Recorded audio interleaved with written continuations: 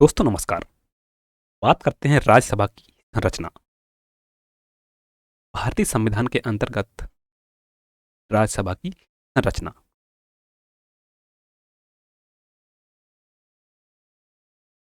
संसद का गठन।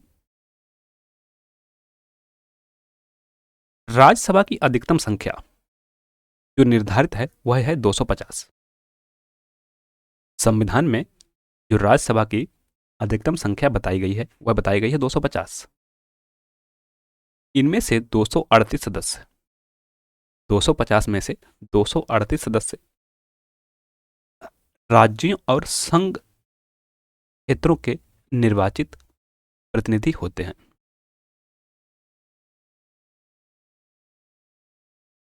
और 12 सदस्य राष्ट्रपति द्वारा नामांकित किए जाते हैं। ऐसे सदस्य जो साहित्य, कला, विज्ञान और सामाजिक सेवा के क्षेत्र में विशेष ज्ञान या वास्तविक अनुभव रखते हैं।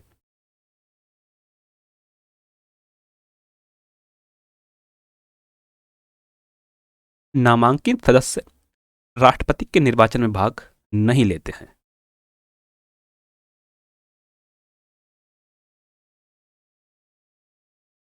जो नामांकित सदस्य हैं वो राष्ट्रपति के निर्वाचन में भाग नहीं लेते हैं।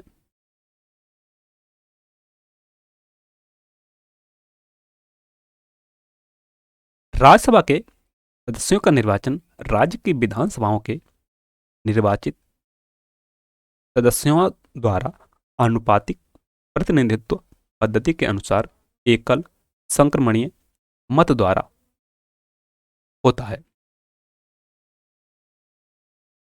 राज्यसभा के लिए संघ राज्य क्षेत्रों के प्रतिनिधि ऐसी रीति से चुने जाएंगे जैसा कि संसद विधि द्वारा विहित करे।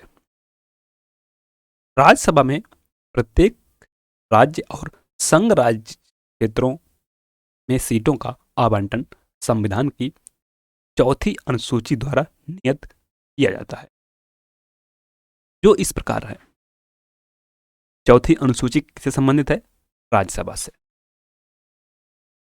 आंध्र प्रदेश से 11 सदस्य, तेलंगाना से 7, असम से 7, बिहार से 16, झारखंड से 6, गोवा से 1, गुजरात से 11, हरियाणा से 5, केरल से 9, मध्य प्रदेश से 11, छत्तीसगढ़ से 5, तमिलनाडु से 18, महाराष्ट्र से 19, कर्नाटक से 12, उड़ीसा से 10, पंजाब से 7, राजस्थान से 10, उत्तर प्रदेश से 31, उत्तराखंड से 3, पश्चिम बंगाल से 16, नागालैंड से 1, हिमाचल प्रदेश से 3, मणिपुर से 1, त्रिपुरा से 1, मेघालय से 1, सिक्किम से 1, मिजोरम से 1, अरुणाचल प्रदेश से 1, दिल्ली से 3, पुडुचेरी से 1, जम्मू तथा कश्मीर से 4। कुल सदस्य 233 जो वर्तमान में है।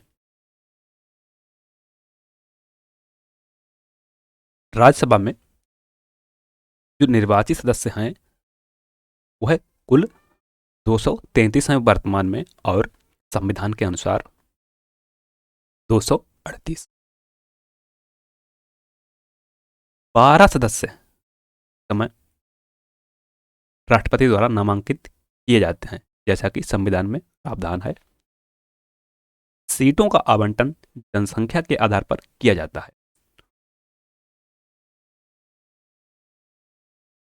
अब 233 और 12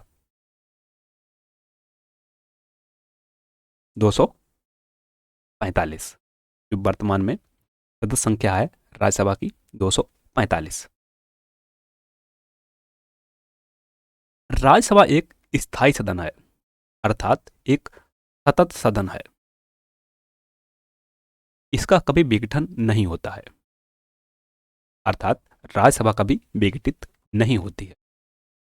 अब इसके जो 1/3 सदस्य हैं वो प्रत्येक दूसरे वर्ष की समाप्ति पर सेवानिवृत्त हो जाते हैं, और यही क्रम लगातार चलता रहता है कि हर दूसरे साल 1/3 सदस्य सेवानिवृत्त होते रहते हैं। इस रीत के अनुसार एक सदस्य 6 वर्षों तक राज्यसभा का सदस्य रहता है। कोई सदस्य जो नियुक्त हुआ है वह 6 वर्ष तक पद पर रहता है, राज्यसभा का सदस्य। भारत के उपराष्ट्रपति महोदय राज्यसभा के पदेन सभापति होते हैं। यह उपराष्ट्रपति होने के साथ साथ राज्यसभा के पदेन सभापति भी होते हैं। राज्यसभा अपने सदस्यों में से किसी सदस्य को उपसभापति चुनती है। अब एक ऐसी सभा जिसका सभापति उसका सदस्य नहीं होता है, दैट इज राज्यसभा। और उपराष्ट्रपति सभा का सदस्य ना होने के कारण संयुक्त बैठक की अध्यक्षता भी नहीं कर सकते। संयुक्त बैठक की अध्यक्षता लोकसभा अध्यक्ष, उपाध्यक्ष या फिर राज्यसभा का उपसभापति कर सकता है। जब सभापति का पद रिक्त हो, जब सभापति का पद रिक्त हो या जब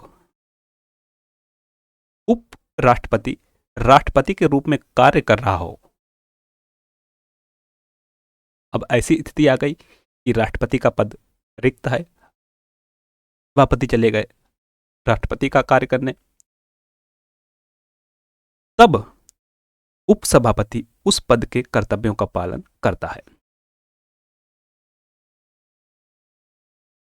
यदि उपसभापति का पद भी रिक्त हो, यदि उपसभापति भी ना हो, तो राज्यसभा का ऐसा सदस्य कार्य करेगा जिसे राष्ट्रपति नियुक्त करे।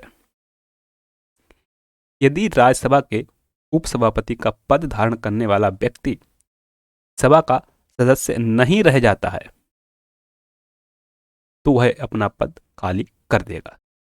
वह अपने पद से त्यागपत्र भी दे सकता है।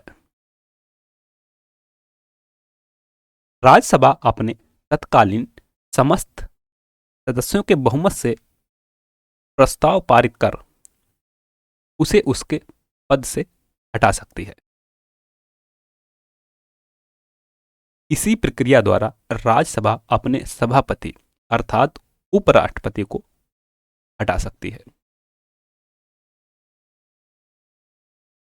तत्कालीन समस्त सदस्यों के बहुमत से, तत्कालीन।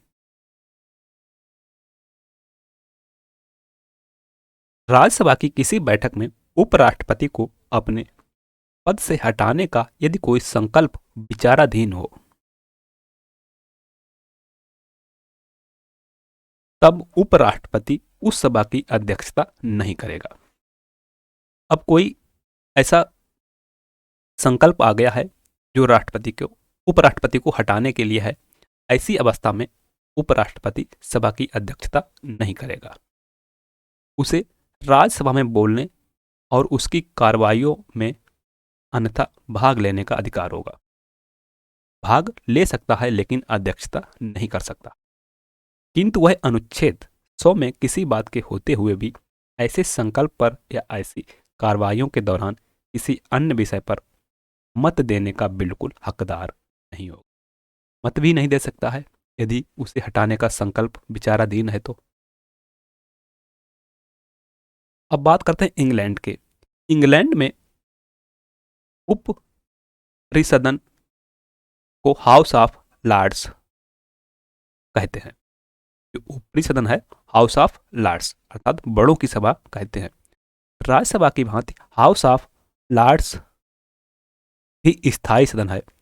इसका विघटन नहीं होता है क्योंकि हमारी संसदीय प्रणाली ब्रिटेन से ली गई है।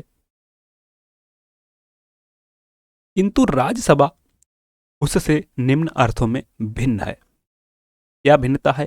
प्रथम यह कि हाउस ऑफ लॉर्ड्स वंशानुगत पीयरों की एक सभा है जो सम्राट द्वारा बनाए जाते हैं। अपने यहां क्या है? निर्वाचित होते हैं, जबकि राज्यसभा निर्वाचित सदस्यों की सभा। दूसरा क्या है? हाउस ऑफ लॉर्ड्स की सदस्यता जीवन पर्यंत होती है कि जो सदस्य है वह जीवन पर्यंत बना रहेगा, किंतु राज्यसभा का जो सदस्यों के कार्यकाल है सिर्फ 6 वर्ष का होता है। तो इन दो मामलों में भिन्न है। एक तो उसके सदस्य वंशानुगत होते हैं और जीवन पर्यंत सदस्यता बनी रहती है, लेकिन राज्यसभा के मामले में ऐसा नहीं है। तीसरा है हाउस ऑफ लॉर्ड्स इंग्लैंड का सर्वोच्च न्यायालय भी है। हाउस ऑफ लॉर्ड्स इंग्लैंड का सर्वोच्च न्यायालय भी है, जबकि भारत में राज्यसभा को ऐसी शक्ति प्राप्त नहीं है। राज्यसभा को कोई भी न्यायिक शक्ति प्राप्त नहीं है। राज्यसभा कुछ मामलों में अमेरिका के सीनेट से मिलती जुलती है। जो राज्यसभा है वह अमेरिका के सीनेट से मिलती जुलती है। अमेरिका का प्रत्येक राज्य सीनेट में 2 प्रतिनिधि भेजता है।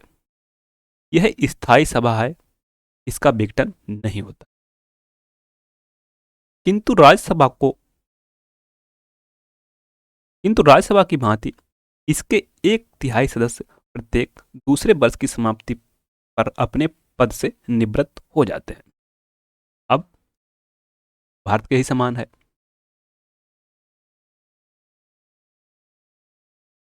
राज्यसभा के सदस्यों का चुनाव जनसंख्या के आधार पर होता है।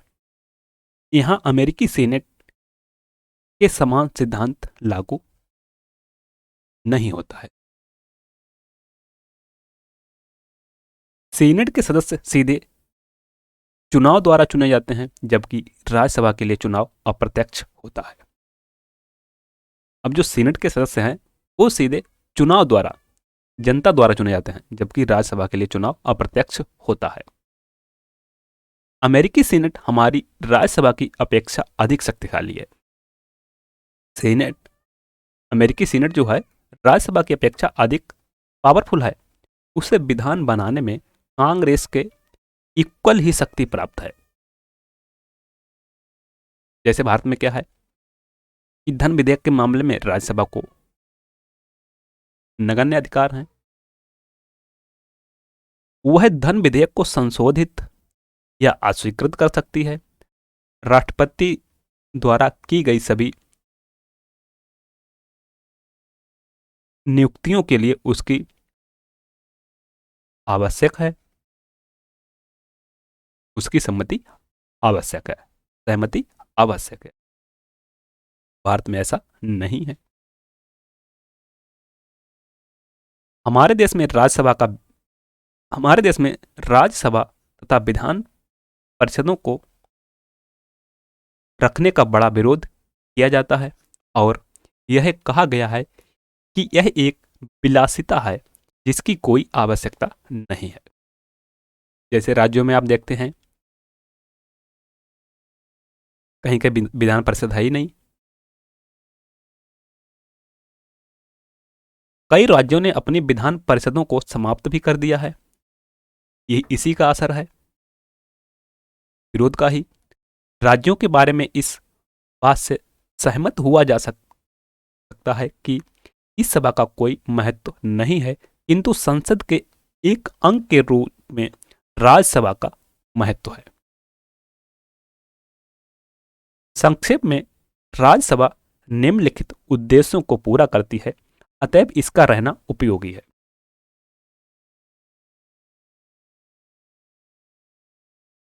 यह एक ऐसी सभा है जिसमें देश के योग्य एवं अनुभवी राजनीतिज्ञ चुनाव की परेशानियों को झेले बिना ही सदस्य बन जाते हैं। कि व्यक्ति योग्य तो है लेकिन चुनाव की परेशानियों के कारण सदस्य नहीं बन पाता है लोकसभा में, तो वह राज्यसभा में सदस्य बन जाता है और इस प्रकार देश को उनके अनुभव तथा ज्ञान का लाभ प्राप्त होता रहता है। राज्यसभा लोकसभा द्वारा जल्दबाजी से पारित किए गए कानूनों को रोककर